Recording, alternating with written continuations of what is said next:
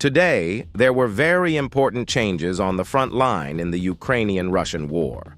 Hundreds of Ukrainian soldiers were trapped after the Russian Federation surrounded the city of Vuhledar in southern Donetsk region. For almost 2.5 years, this fortress, as its defenders sometimes called it, has been repelling massive Russian assaults, but now its soldiers are trapped. The situation around Vuhledar began to deteriorate in the middle of summer. The city, which actually stands on a hill in the middle of a bare steppe with few green plantations, is critically dependent on 3 logistics routes. They go northeast to the village of Kostiantynivka, north to Bohoyavlenka, and west to Velyka Novosilka.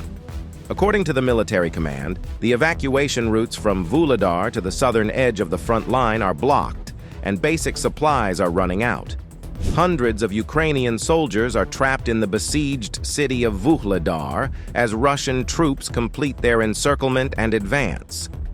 One Ukrainian soldier spoke on condition of anonymity to describe how evacuation routes out of Vuhledar were blocked and food, ammunition, and fuel were running low.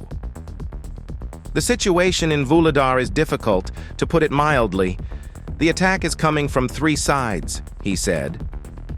The military noted that due to Russian artillery and drone attacks, it was too dangerous for Ukrainian armored personnel carriers to move towards the Allied borders. He also added that some units tried to quietly escape from the Russian encirclement at night in combat conditions. As we can see on the map of the fighting, the situation today is critical. At this time, the enemy has already captured more than half of the city. According to Russian officials, 5,000 Russian soldiers have been redeployed to fight for Vuhledar, and that a major push is planned. The city's pre-war population was about 14,000. If it falls, it will be Vladimir Putin's most significant military victory since he took Avdiivka in February. Now let me remind you of the details of how Russia tried to capture Vuhledar. At the end of last year and the beginning of this year, the Russian army failed to take the city head-on and then changed its plans somewhat. It began to outflank Vuhledar. The greatest pressure was on the eastern flank, where the Russian army managed to capture the village of Vuhledar, 6 kilometers to the northeast, in early September. Near this village, there are 2 important objects for Ukrainian defense: the buildings of the Pivdenodonbaska 1 and Pivdenodonbaska 3 mines. Both were strongholds of the Ukrainian armed forces, and both were effectively destroyed by powerful Russian air attacks.